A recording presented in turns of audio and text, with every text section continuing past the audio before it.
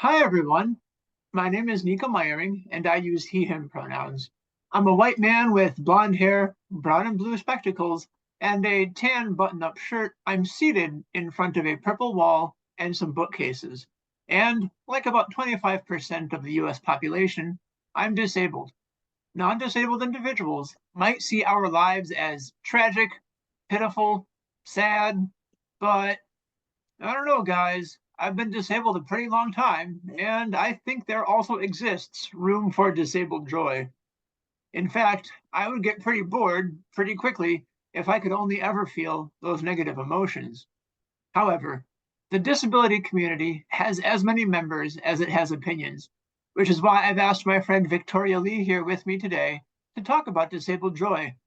Hi, Victoria-Leigh. Thank you for joining me. Thank you for having me today. Of course. Can you share a joyful memory with us? It could intersect with your disability, or it could be independent of that.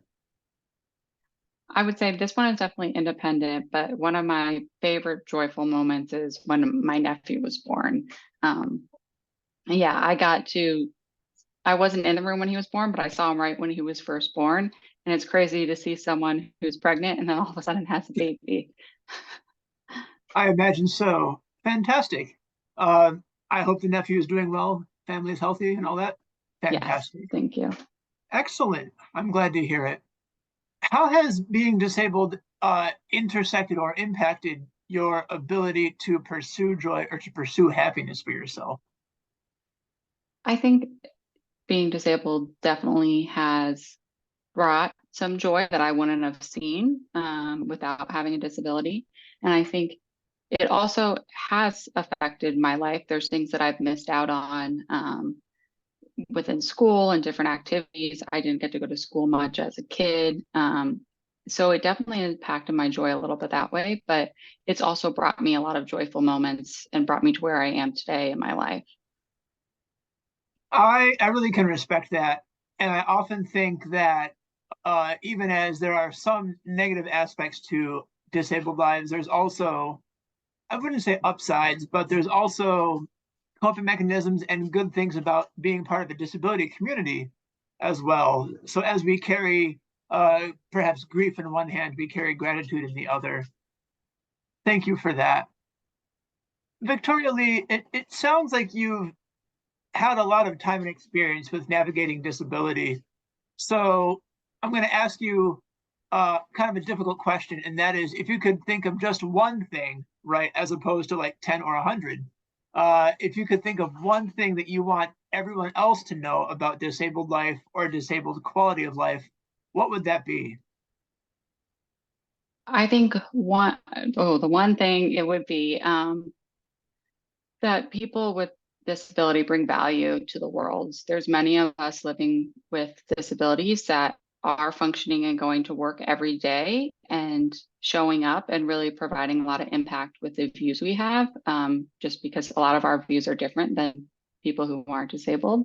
And then there's people who maybe can't work as much and can still provide value to the world in other ways, whether that's volunteering or just putting a smile on someone's face. Anybody who has a disability has value. Thank you. These are wise words to heed. I want to come to my last planned question, which is one that I ask all of my interviewees.